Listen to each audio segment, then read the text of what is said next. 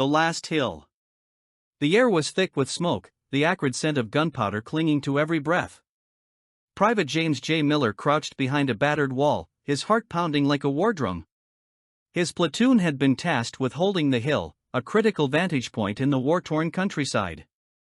The enemy was relentless, waves of soldiers surging up the slope like a tide determined to sweep them away. "Incoming!" shouted Sergeant Morales, her voice cutting through the chaos. A mortar round screamed through the air and exploded nearby, shaking the earth beneath them.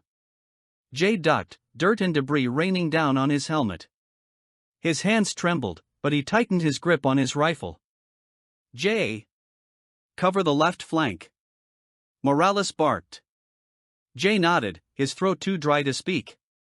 He sprinted to the left, bullets zipping past him like angry wasps. His boots skidded on loose gravel as he dove behind another patch of cover, a low, crumbling stone wall. Peering over, he saw the enemy advancing, their dark figures silhouetted against the fiery horizon. He raised his rifle, his finger finding the trigger almost instinctively. The first shot missed, the second hit its mark. One of the figures crumpled, and Jay forced himself not to think about it. He fired again and again, each shot an act of survival, of duty. "Jay, they're flanking!" Morales called out, her voice tinged with urgency.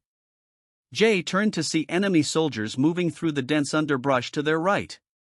If they broke through, the platoon would be overrun. He swallowed his fear and ran toward the new threat, his rifle at the ready.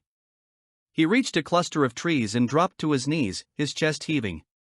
He aimed at the shadows moving among the branches.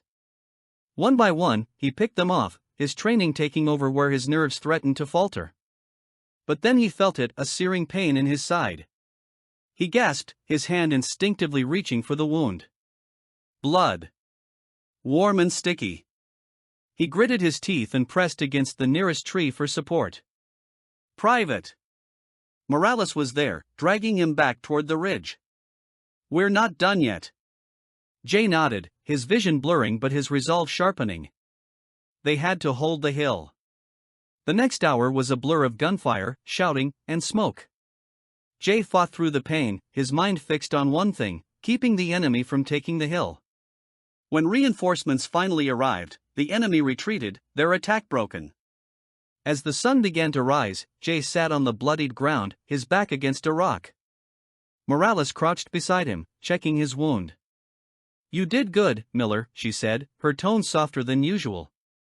Jay managed a weak smile. The hill was theirs, and for now, that was enough.